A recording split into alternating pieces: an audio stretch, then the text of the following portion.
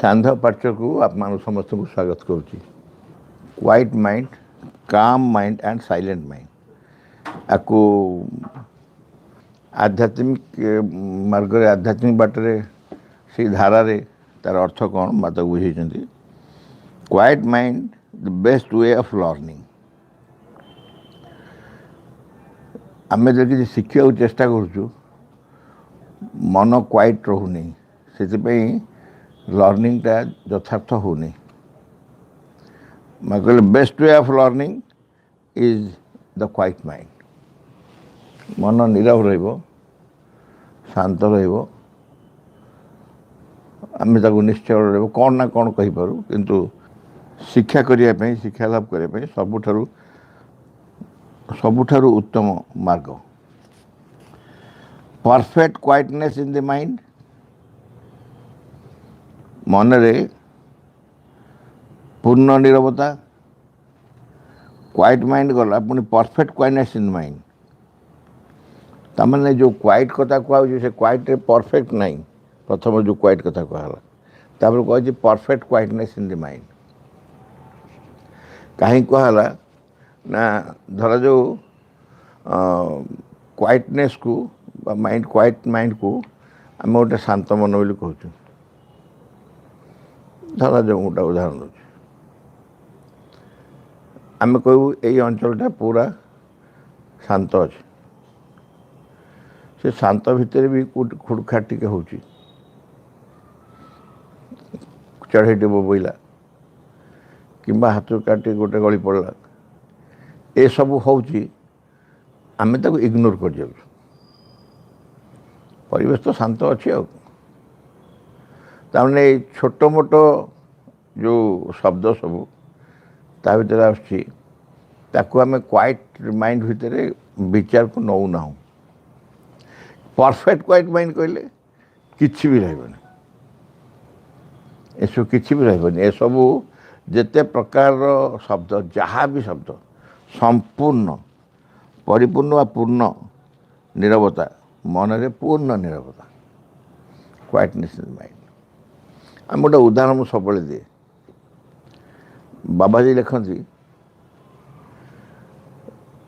दुख विहीन परम सुख, ये गोटे शब्द। तापर लिखती कौन जन बाद नहीं आबल वृद्ध वनिता। ये सब कोड टेक्निक शब्द सब अच्छे। जड़े व्यक्ति को भी बाद न दे आबाल वृद्ध वनिता समस्ते दुख विहीन परम सुख। आर अर्थ कौन? परम सुख जो आम कहलु ता भीतर दुख अच्छी कि? परम सुख भीतर दुख अच्छी कि? दुख नहीं परम सुख बोली कहला, किंतु दुख विहीन जोड़ा जो होची तामाने लगुची परम सुख कहला बेले किछि किछि बोधे दुख ता भीतर रही जहाँ को आम इग्नोर कर जाऊँ। उदाहरण देले बुझी हम, उदाहरण देले बुझी हम केमती ना आमे गोटे जगह को 100 जन को डाकिचु, समस्ते पहुँची गला पर कार्यक्रम आरंभ हो।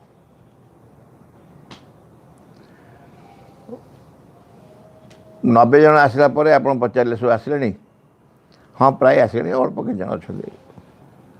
94 95 होगला कौन आरंभ करूँ हो आरंभ करूँ। अर्थात बाकी जो 4-5 जन रहिले से 4-5 जनकर अनुपस्थिति को मध्य आम इग्नोर करके कहीदेलु हाँ सब आसीगले आरंभ करूँ। कारण 4-5 जन 100 जन भर 4-5 जन गोटे आबसेंट रही गोटे कौन आबसेंट जाए कि? आमर गोटे परमिसिबल एरर अच्छी। जन आम कम करुँ केते एरर परमिसिबल एरर। धरतु 100 जन पर आप रांधि 100 जाए 4-5 बढ़ीगले 450 कि 105 गले ताल कि जाए से चलिए ताको ठीक परमिसिबल एरर अच्छी चलो। सेमती शांत मन को आमे शांत मन बोली कही दौचु किंतु संपूर्ण शांत मन बोली जान नथिलु तापर माँ कहले perfect quietness in the mind ता अर्थ ये essential condition for true progress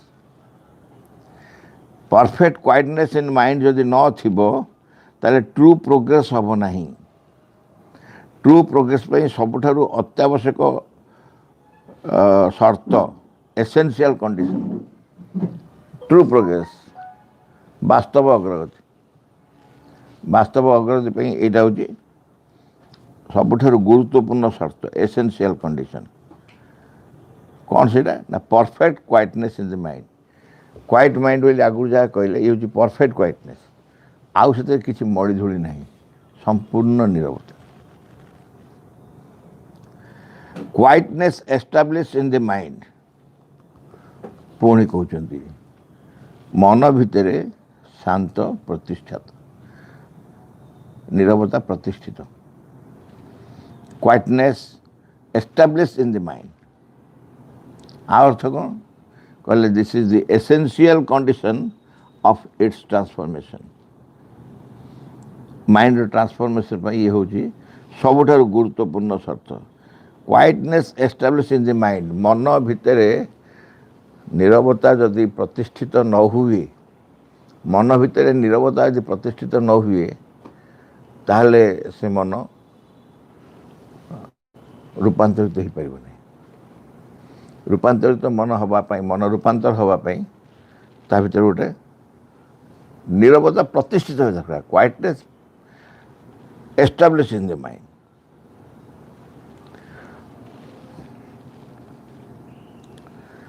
तापर कहते यू शुड नॉट कन्फ्यूज ए काम mind with A silent mind तो समस्त कन्फ्यूज आम तो आरंभ कहूँ काम माइंड पुणी कौन साइलेंट माइंड पुणी कौन ये भी तो नीरवता ये भी से नीरवता काम भी नीरव साइलेंट भी नीरव दीटा भीतर कौन माँ कहले कन्फ्यूज होनी दीटा को भिन्न द्वंद्व पड़ नहीं काम माइंड आ कौन साइलेंट माइंड भीतर फरक अच्छे कौन से फरक यू कैन काम your mind and stop it's ordinary activity अगर तुम्हें मन को तुम शांत कर दे पार ये साधारण ऑर्डिनरी कार्य सब कर चिंता कर विचार कर मत दौची भावुची कल्पना करा सब ता भर तुम्हें विदा कर दे पार मन को काम कर stop it's ordinary activity but it may still be open to ideas coming from outside किंतु तथापि से निजको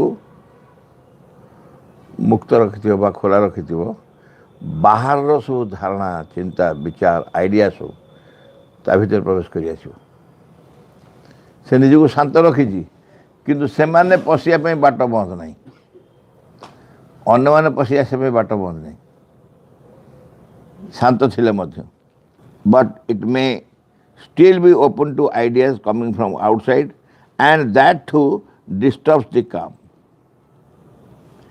जो आइडिया माने जो चिंता माने जो विचार माने सब बाहर पशि आसने पशि आसुना पशि आस नीरवता को समस्या पकाउं डिस्टर्ब कर जो कामनेस जो नीरवता थिला से नीरवता तुम नीरव हो जाइल मन को नीरव कर देइथिल किंतु से माने पशि बाट बंद करना ना तुम निज मन नीरव कर देइछ किंतु बाहर जो एक्टिविटी सब अन्य मान मनर जहाँ एक्टिविटी सब से पशिया तुम बाट बंद कर कथा कहना कि शांत मन बस आउ जन आसी आप पाखे बस कथा हो तार जो विचार तार जो चिंता जो आलोचना आप भर पशि आप माइंड डिस्टर्ब करें आप निरवता भंग कर आप तो पार्टी फिटे न पारती जो शांत रखिदे भाव जो नीरव भावटा रखिदे भितर सीटा भांगला आप सागे कौन भाव आरंभ करेंगे कौन चिंता कर आरंभ करेंगे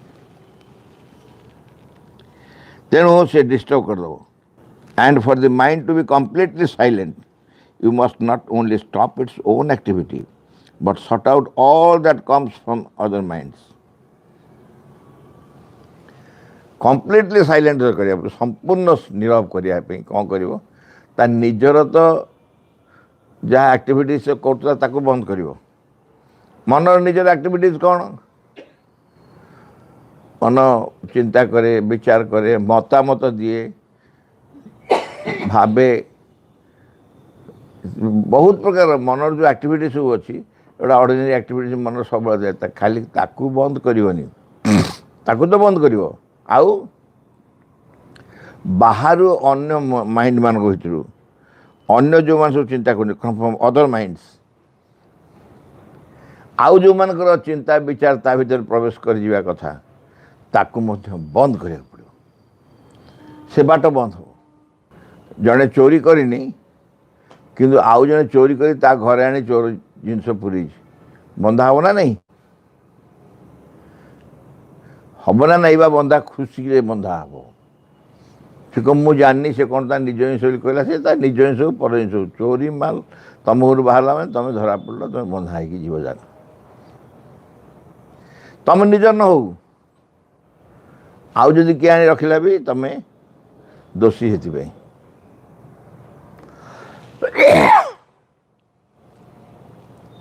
से कहुए माँ कहते तुम मन को निज मन को नीरव कर ता भीतर किसी गंधिया रही कि चिंता विचार किसी रही आउ ताकू एमती टाइट करी बंद करदे बाट जे बाहर मध्य किसी पशि पार ना बाहर किसी पशि पार सबू आप जो चलला जो कौन किसी दिन धरी समस्या सब चलला कौट जदि किए क्या घर को गले कौन जगह गोटे मीटिंग फिटिंग गले केते जगह चेकिंग है विभिन्न जगह चेकिंग से टेम्परेचर गन से मुंडे लगे देखो सानिटाइज कर मास्क पिंधो डिस्टेंस रख 6 फुट सबू प्रकार सुविधा so and for the mind to be completely silent you must not only stop its own activity but sort out all that comes from other minds तापर कहते this is not easy this is not easy आमे आज्ञा जानीचु आपण न लिखिले भी आम जानी था आमको कौटा इजी कि आमको कौटा इजी आज्ञा आप केबड़ तो कहले आस्फुरा प्रत्याख्यान समर्पण प्रभु कहते ये सब कर चेष्टा तो कर चलचु कार्य इजी ना कौन है असंभव नुहे महाशिव कथा सहज ना कौन है असंभव नुहे आउ गोटे दृष्टि देखले ताठारु सहज किछि नहीं केमती है ताठारु सहज किछि नहीं कहीं कारण कारण कार्यर मुख्य दायित्व माँ तुम मैंने जो मैंने कार्य कर भावुच तुम्हें केवल जंत्र कार्य तुम किसी भूमिका नहीं कार्य भूमिका हूँ केवल माँ से this is not easy for us आम केबे भी सहज नुह अच्छा आम कहूँ हाँ ठीक अच्छे जी माँ को दायित्व आम खाली जंत्र ताले एत डेरी कहीं होची काम तो ही जाने केउठू ये तुम जंत्र हवा दायित्व बा तुम तमें को जंत्र हाँपे प्रस्तुत हेलण कि जंत्र हाँपे प्रस्तुत हाँपे कौन करिया पड़ो जंत्र निजे जंत्री हाथ में निजक समर्पण करदेव जंत्री जेपरी चाहिए जंत्र को से भाया व्यवहार कर जंत्र यदि निजक समर्पण कर जंत्री क्या नहीं व्यवहार कर तेणु माँ कह it is not easy Manish मानकर अवस्था जहाँ अच्छी आम मैंने सब जो अवस्था अच्छु ये अवस्था यह सहज लगुना किंतु आम व्यस्त हबार नहीं कहीं माँ दायित्व नहीं आम यदि वास्तविक माँ के हाथ जंत्र हाँपे चाहूँ से प्रस्तुत हाँ पड़ो पूर्ण प्राण रे माँ के पाखे निजक दे निजक माँ को देदेबार जो आनंद सामान्यतम जदि अनुभव थाए कार माँ के हाथ निजक देदेबार आनंद एबे क्या हाथ देचु माँ निजक निजे हाथ रखीचु ना परिवार हाथ लोक मान पाखे देचु नहले बंधुबांधव ना समाज ना देश ना एमती क्या हाथ में निजक दे दीचु एबे से सब हाथ विड्र कर आण माँ के पाखे संपूर्ण भाव निजक दे दियो कम्प्लीटली सरेंडर नियर हर माँ जमती तुम्हें जेपरी चाहिए मत सेपरी व्यवहार कर तुम्हें जेपरी चाहूच मत सेपरी व्यवहार कर मु तुम हाथ में एक अत्यंत आज्ञाधीन जंत्रटे हो पारे ओबीडिएंट इंस्ट्रूमेंट इंस्ट्रूमेंट माने ही ओबीडिएंट हाँ बाध्य तथापि आड करा जाओ आउ टे अधिक एम्फासिस दे कहाव ये I must be an obedient instrument in your hand. Moreover, you must learn to distinguish between a phenomenon of consciousness and a mental phenomenon. चेतना संपर्कीय एवं चेतनार विचार चेतनार धारा चेतनार जो सत्य से जो कार्य कर जो महानता इत्यादि इत्यादि आ मनर जहाँ ए दीटा को तुम्हें बारी पार्थु बाछी पार्थु अलगा करी पार्थु चेतना माध्यम रे कौन होजी मन माध्यम रे कर मन जरिया कौन होजी तार फेनोमेनन आ मनर फेनोमेनन ए दीटा को भितर तुम डिस्टिंग्विश कर पार्थु तो तुम विचार कर बाछी पार्थु एटा सेटा एटा तार एटा विचार चेतना आ मन भितर तफात कौन one can be conscious of an experience in such a way that this consciousness is not formulated into a thought or thoughts. जड़े सचेतन इतने सचेतन है one can be conscious of an experience निज भीतर जो अनुभव आसो से अनुभव विषय जड़े सचेतन है जापर जे एते निज अनुभव माने सचेतन थी से अनुभव जापर that this consciousness is not formulated into a thought or thoughts.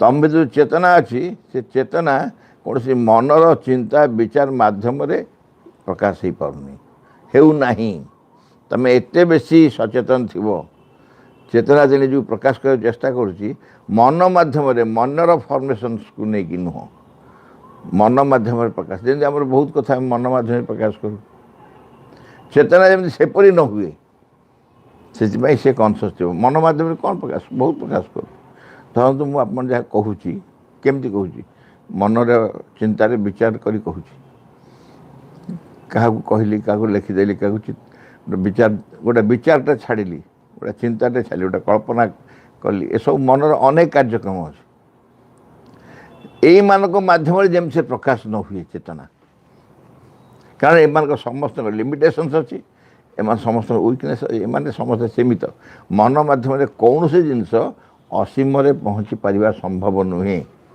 से चेतना को संपृक्त हवा चेतना सहित युक्त हवा चेतना को प्रकाश करने मन मध्य एत सहज नुहे चेतना हूँ चैत्य को लेकिन प्रकाश को जहाँ हुए से चेष्टा करवा कॉन्शियस ऑफ एन एक्सपीरियंस निज भी गोटे अनुभव आसी गोटे एक्सपीरियंसटा चेतनार अर्थात चैत्य एक्सपीरियंस किसी तुम भर अनुभव आभली भाव में आम सचेतन होता that this consciousness is not formulated into A thought और थॉट्स ताकू हम कौन चिंता विचार माध्यम रे प्रकाश कर दे पार्थुआ केबे भी जन संभव नहीं नॉट फॉर्मुलेटेड किसी चिंता बा गोटे चिंता बा किसी चिंता को नहीं से प्रकाश न हुए प्रकाश करने संभव न हुए तार चेतनार स्तर मनर स्तर ठार यथेष्ट उच्चारे अर्थ this is very important if the mind is to remain absolutely quiet and silent माँ कहते मन जदि संपूर्ण भाव में नीरव शांत हम ताहले यह सबुठार गुरुत्वपूर्ण कार्य हम दिस इज वेरी इंपोर्टेंट मन को शांत और नीरव संपूर्ण शांत और नीरव करने यह बहुत एक गुरुत्वपूर्ण कथा but one thing is indispensable if they want a result the mind must be silent माँ कहते गोटाए जिनस बहुत गुरुत्वपूर्ण बहुत अपरिहार्य वन थिंग इज इंडिस्पेंसिबल बहुत अपरिहार्य कौनटा ना if they want a result जदि किसी गोटाए से माने तार परिणति जानिया चाहती ଫଳାଫଳ ରେଜଲ୍ଟ ମାନେ ଫଳାଫଳ ବା ପରିଣତି ଜାଣିବାକୁ ଚାହାନ୍ତି କ'ଣ ହେବାକୁ ପଡ଼ିବ? ଦ ମାଇଣ୍ଡ ମଷ୍ଟ ବି ସାଇଲେଣ୍ଟ। ମନ ନୀରବ ହେବା ଦରକାର ପରିଣତି ଜାଣିବା ପାଇଁ। ଆଚ୍ଛା, ମନ ନୀରବ ନହେଲେ କ'ଣ ହେବ? ଧରନ୍ତୁ ଏଇ ପାଣି ଭିତରେ କ'ଣ ଅଛି, ଏଇ ପାଣି ଭିତରେ କ'ଣ ଅଛି ଜାଣିବା ପାଇଁ ପାଣିଟା ଯେତେବେଳେ ଶାନ୍ତ ହୋଇଯିବ, ପୁରା କ୍ଲିଅର୍ ହୋଇଯିବ, ଆପଣ ତଳକୁ ଚାହିଁ ଦେଖିପାରିବେ କ'ଣ ଅଛି। ତା ନ କରି ପାଣିଟା ଗୋଳିଆ ପାଣି ହେଇଯିବ, ଗୋଳା ଗୋଳି ହେଇଯିବ, ସହିଯିବ, ତା ଭିତରେ କ'ଣ ଥିବ ଆପଣ ଜାଣିପାରିବେ। ସେମିତି ମନ ଯେତେବେଳେ ସମ୍ପୂର୍ଣ୍ଣ ନୀରବ ହେଇଯିବ, ମାଇଣ୍ଡ ମଷ୍ଟ ବି ସାଇଲେଣ୍ଟ, ନୀରବ ହେଇଯିବ, ତାପରେ ତୁମେ ଗୋଟେ ଫଳ କ'ଣ, ରେଜଲ୍ଟ କ'ଣ ତୁମେ ଜାଣିବା ପାଇଁ ତା ଭିତରେ ଦେଖି ଜାଣିପାରିବ। ମନ ମାଧ୍ୟମରେ ଜାଣିପାରିବ କ'ଣ ଅଛି। ମନକୁ ପରିଷ୍କାର ଭାବରେ ତା ଭିତରେ ଦେଖି ହେଉଥିବ, ସମ୍ପୂର୍ଣ୍ଣ ନୀରବ ଥିବ ମନ। Then there is hope for the consciousness to be concentrated. ମନ ଯଦି ନୀରବ ହେଇଯିବ, ସାଇଲେଣ୍ଟ ହେଇଯିବ, ଗୋଟେ ଆଶା ରହିବ ଯେ ଚେତନା ନିଜେ କନସେନ୍ଟ୍ରେଟ୍ ହେଇପାରିବ, ଚେତନାକୁ ଏକାଗ୍ର ହେଇପାରିବ। ଚେତନା ଏକାଗ୍ର ହେବା ପଛରେ ବାଧା ହେଉଛି ମନ। ଏଇ ବାଣୀରୁ ବୁଝି ହେଉଛି ଚେତନା ଏକାଗ୍ର ହେବା ପଛରେ ବାଧା ହେଉଛି ମନ। ମନ ଯଦି ସମ୍ପୂର୍ଣ୍ଣ ନୀରବ ହେଇଯିବ, ତାହେଲେ ଚେତନା ମଧ୍ୟ ଏକାଗ୍ର ହେବାକୁ ଆରମ୍ଭ କରିବ। To begin with they must know by experience the difference between mind and consciousness. ଆରମ୍ଭ କରିବା ପାଇଁ ଯେତେବେଳେ ଆରମ୍ଭ କରିବେ, ସେ ନିଶ୍ଚୟ ଜାଣିବା ଉଚିତ, ଅନୁଭବରୁ ଜାଣିବା ଉଚିତ, ଜ୍ଞାନରୁ ନୁହଁ, ଅନୁଭବରୁ ଜାଣିବା ଉଚିତ ଯେ ଚେତନା ଆଉ ମନ ଭିତରେ ତଫାତ୍ କ'ଣ, ମାଇଣ୍ଡ ଆଣ୍ଡ କନସିୟସନେସ୍ ଭିତରେ ହ୍ୱାଟ୍ ଇଜ୍ ଦ ଡିଫରେନ୍ସ। ଏଇଟା ଅନୁଭବରୁ। ମୁଁ କହିଦେବି ମାଇଣ୍ଡ ଏୟା କରେ, ଚେତନା ଏୟା କରେ, କଥାରେ ଶୁଣିକି ଜାଣିଲେ ହେବନି। ଚେତନା ତୁମକୁ କେଉଁଠିକି ନେଇଯାଏ, ମାଇଣ୍ଡ କେଉଁଠି ନେଇ ରଖେ, ମାଇଣ୍ଡର ଦାୟିତ୍ୱ କ'ଣ, ଚେତନାର ଦାୟିତ୍ୱ କ'ଣ, ଆକୁ ନିଜେ ଅନୁଭବ ନ କଲେ ବୁଝିପାରିବା ନାହିଁ। ଅନୁଭବ ମାଧ୍ୟମରେ ବୁଝିପାରିବା ଯେ they are two different things, quite different things, ଦୁଇଟି ଯାକ ସମ୍ପୂର୍ଣ୍ଣ ଭିନ୍ନ ଭିନ୍ନ କଥା।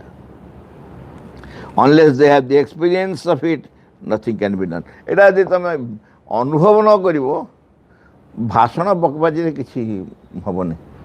ମୁଁ ଚେତନାକୁ ଅନୁଭବ କରୁଛି, ମନକୁ ବି ଅନୁଭବ କରୁଛି, ଦୁଇଟାକୁ ସମାନ ଲାଗୁଛି ନା ନା ସମାନ ଲାଗୁଛି। ଏଇଟା ହିଁ ହେଉଛି ତୁମର ଜ୍ଞାନ।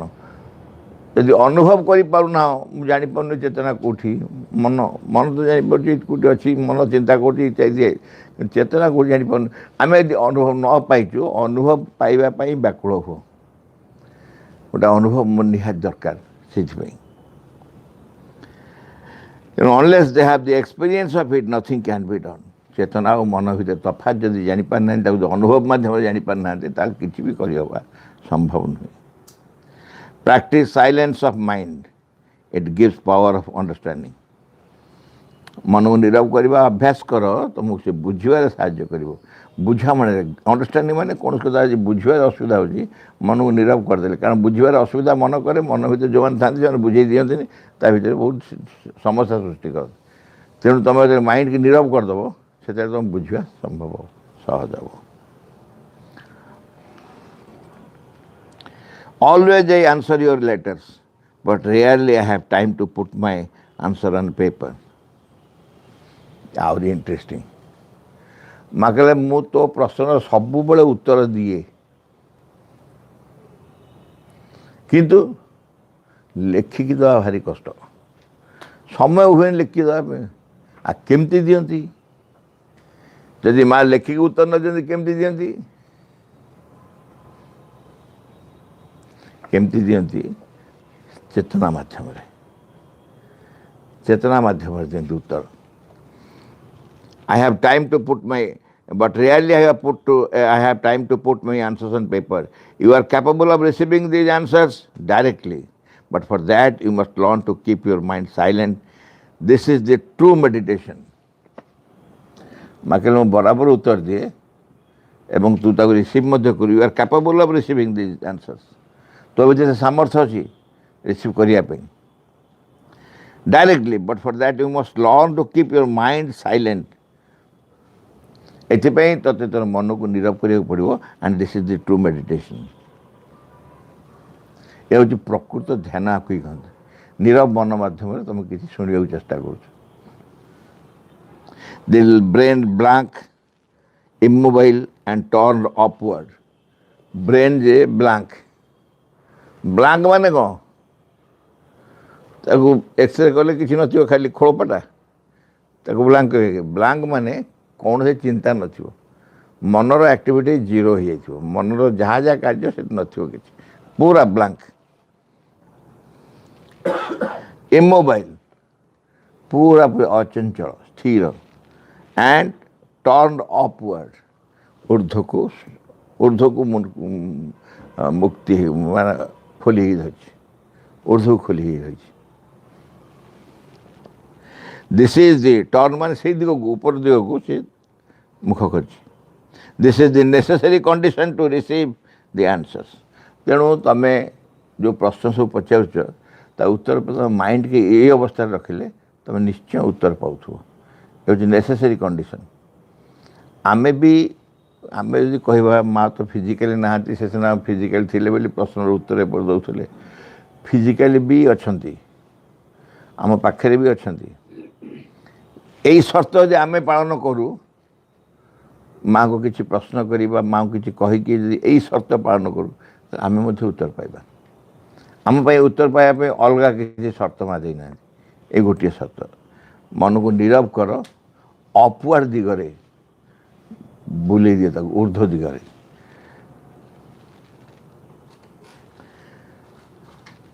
ଦି brain blank, ଇମୋବାଇଲ and turn upward.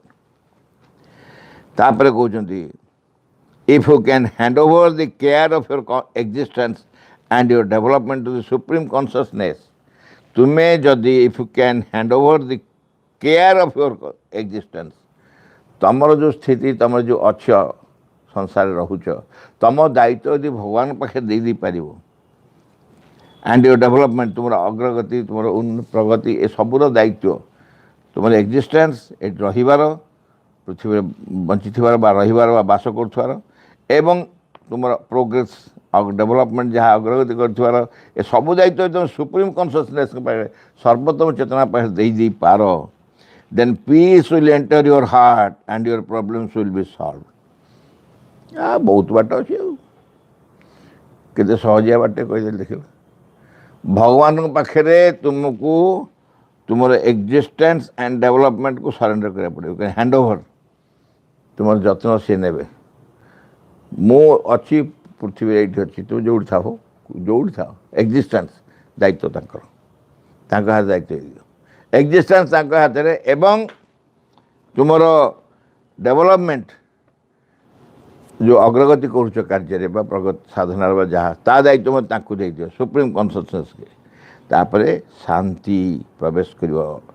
Then peace will enter your heart, ତୁମ ହୃଦୟ ଭିତରେ ଶାନ୍ତି ପ୍ରବେଶ କରିବ, and your problems will be solve.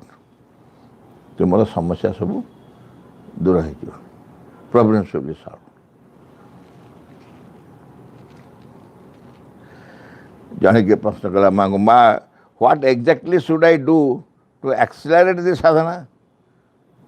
ଯେଉଁ ସାଧନା ମୁଁ କରୁଛି ତାକୁ ଆହୁରି ତୀବ୍ର କରିବା ପାଇଁ, ଆକ୍ସିଲାରେଟ୍ ମାନେ ତୀବ୍ର କରିବା ପାଇଁ କ'ଣ କରିବାକୁ ପଡ଼ିବ? ସେ ଭାବିଲେ ମା ଗୋଟେ କୋର୍ସ କହିବେ, ସକାଳୁ ଉଠି ଏତିକି ଥର କରିଦିଅନ୍ତୁ, କ'ଣ ମା କହିଲେ ଶୁଣିବା। Wait quietly for the exact indication,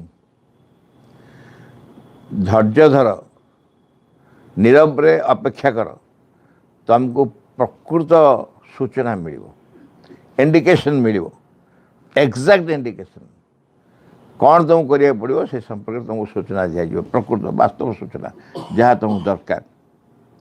all mental intervention and decisions ଆର୍ ଆର୍ବିଟ୍ରାରୀ। ଯଦି ମନ ମାଧ୍ୟମରେ, ମାନସିକ ଧାରାରେ ମନ ଯଦି ଏଣ୍ଟର କରେ, ଇଣ୍ଟରଭେନ୍ କରେ, ପ୍ରବେଶ କରେ ତା ଭିତରେ, ଏବଂ ଡିସିସନ୍ସ କିଛି ଦିଏ, ସେସବୁ ହେବ ଆର୍ବିଟ୍ରାରୀ। ଆର୍ବିଟ୍ରାରୀ ମାନେ ମନ କାଣ୍ଡିଆ, ମନ ଇଚ୍ଛା ଯାହା ନେଇ ତାହା ଗୋଟେ ଭାବି କହିଦେବ, arbitrary. The clear indication comes in the silence of the mind. ତୁମକୁ ଯଦି କିଛି ନିର୍ଦ୍ଦେଶ ତୁମେ ଚାହୁଁଛ, କିଛି ମାର୍ଗଦର୍ଶନ ଚାହୁଁଛ, ତାହେଲେ ତାହା କେମିତି ପାଇବ? ନା in the silence of the mind. ମନ ଯଦି ନୀରବ ହେଲା, ଆମେ ସବୁବେଳେ ଭାଇ ଭଉଣୀମାନେ ମନେ ରଖିବା, ମାଙ୍କ ପାଖରୁ ଇଣ୍ଡିକେସନ୍ସ ଆସୁଛି, ମାଙ୍କ ପାଖରୁ ସବୁ ପ୍ରକାର ସଲ୍ୟୁସନ୍ସ ଆସୁଛି।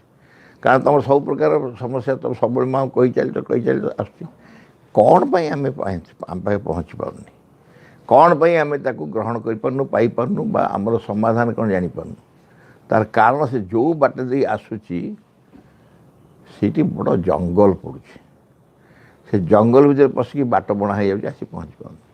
से जंगलटा कौटी मन, मनटी हूँ गोटे जंगल, चिंता आलोचना विचार कल्पना ये सबू को लेकिन गोटे जंगलिया अवस्था सी अच्छी, नीरव नहीं, नीरव मन जब था सल्यूशन सांगे सांगे इंडिकेशंस कहले इंडिकेशंस मिल तो सूचना मिल निर्देश मिल कौन तू करू तो इंडिकेशन आसो आसुनी कहीं साइलेंट माइंड ना, माइंड साइलेंट हो कौन हम रास्ता क्लीयर सीधा गाड़ी पड़ेगा जो कथा, आज जाम रास्ता जाम हो गाड़ी आसी जाई पारनी हो,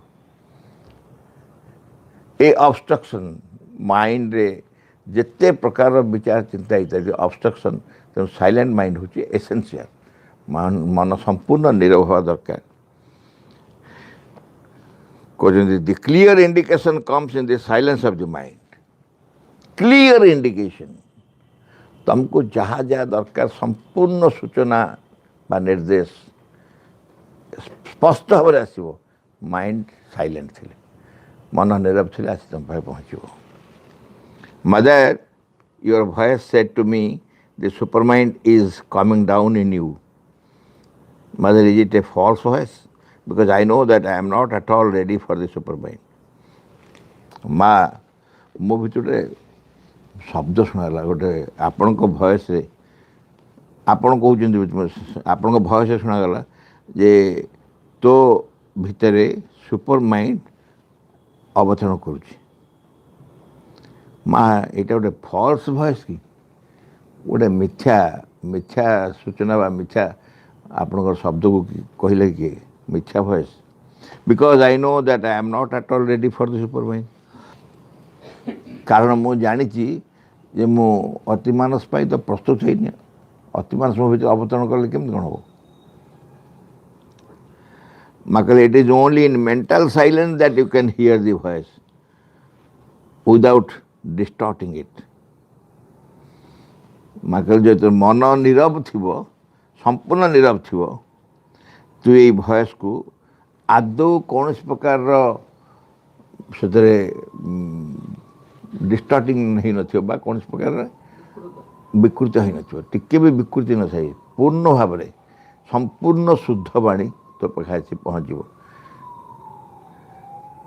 केतबेले ना तो मेंटल साइलेंस थी, मन नीरव थी, बी वेरी पीसफुल। तापर माँ कहते पूरा शांत रह, बी वेरी पीसफुल, मन को सही प्रकार अवस्था रख जो अवस्था जहाँ आसूची निर्देश तो भीतर प्रवेश कर जापर।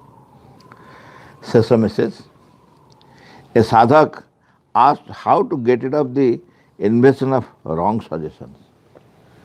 विभिन्न प्रकार विकृत कल्पना विचार चिंता प्रेरणा सजेशन सब आटा कर सीटा कर ये सब सजेशन भर को बहुत विकृत रंग भूल सजेशन सब आ भूल सजेशन कहीं कलापर जापर जो करवा उचित ना एमती सब बड़े आठार केमती रक्षा पाइब, how to get it off it. माँ कहले the only radical way is to concentrate and go beyond your mental. मनर ऊर्ध्व को जाओ बाबा, मन भितर थिले से पशिब और तुम गंडल कर, तो मनर ऊर्ध्व को जाओ अर्थात मनर सामर्थ्य उपरे आउ गोटे सामर्थ्य अच्छी बोली जान, मन को सक्रिय न रखी मन को शांत रख, संपूर्ण शांत कर दियो मन को और मनर ऊर्ध्व को जाए चेष्टा कर। दि ओनली रेडिकल वे सेटा ही केवल प्रकृत में सबुठारु सक्रिय सफल उपाय हम टू कनसंट्रेट एकाग्र हो and go beyond your mental, मनर ऊर्ध्व को जाए चेष्टा कर। साइलेंस एंड कंटेम्पलेशन, नीरवता एवं कंटेम्पलेशन, एकाग्र हुआ अभिनिविष्ट हुआ, नीरव हुआ अभिनिविष्ट हुआ।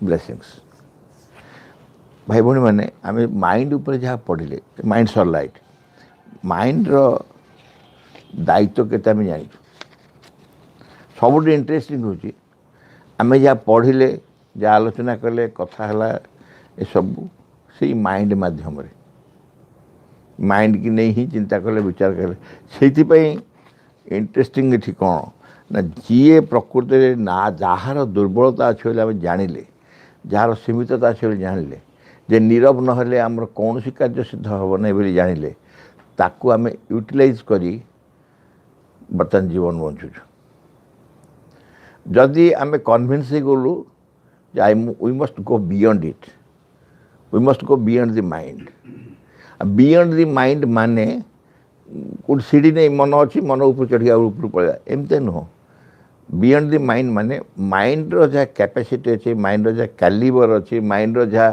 क्रेडिट्स तार निजर जहाँ रेस्पॉन्सिबिलिटी तार दायित्व जहाँ अच्छी तार ऊर्ध्व आउ कई अच्छी जार ये सब दायित्व यथेष्ट अधिक एवं ता संगे माइंड की तुलना करहबनी कॉन्शसनेस कथा कहले तेणु माइंड को आमको शुद्ध रखा पड़ो शांत रखा पड़ो नीरव रखा पड़ो एवं यही शुद्ध नीरव शांत मन भितर ही आम अन्य प्रेरणा सब पाइबा आ कौन करने मन बिना मनरे कार्य हवा संभव नुहे केबे भी नुह तार कौन बाईपास नहीं माइंड रो कौन प्रॉब्लम अच्छे माइंड को अवॉइड कर बाईपास होगी चली जावा साइकिक की impossible these are all very essential instruments creation रे सृष्टि रे बहुत essential instruments life mind and body body life mind एगुड़ाक बहुत एसेंशियल क्रिएशन से सब ट्रांसफॉर्म होगापी से दृष्टि माइंड तो बर्तमान कहले सर्वोत्तम 3 जन भितर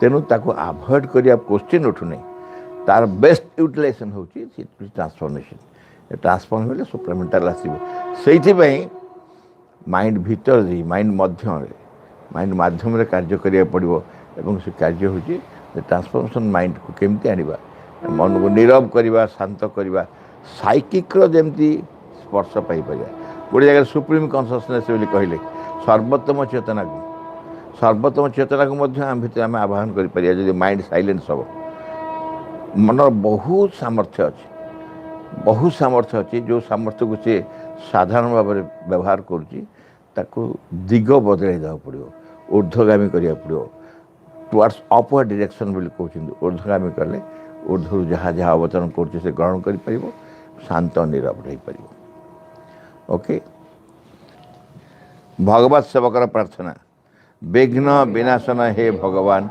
जय हो तुम आम मान अंतरे किछे जपरी तुम कार्य विघ्न न घटाए किछे जपरी तुम आविर्भाव विलंब न घटाए सकल विषय सकल मुहूर्त पूर्ण हो तुम इच्छा तुम सम्मुखें छिड़ाई आम माने तुम इच्छा ही आम मान मध्य आम मान सत्तार प्रत्येक अंगरे प्रत्येक कर्म उच्चतम चूड़ारू तुच्छतम प्रत्येक टिकोशरे पूर्ण तुम ठारे आम मान निष्ठा हुए जपरी सर्वांगीन चिरंतन आम मैंने अन्य सबकि परिहार कर चाहूँ संपूर्ण रूपे तुम प्रभाव अधीन रही आम मैंने केवे जपरी न भूलु तुम निकट में गभीर भाव में निबिड़ भाव में कृतज्ञ हो प्रति मुहूर्त तुम्हें आम मान को जो अपरूप संपद सब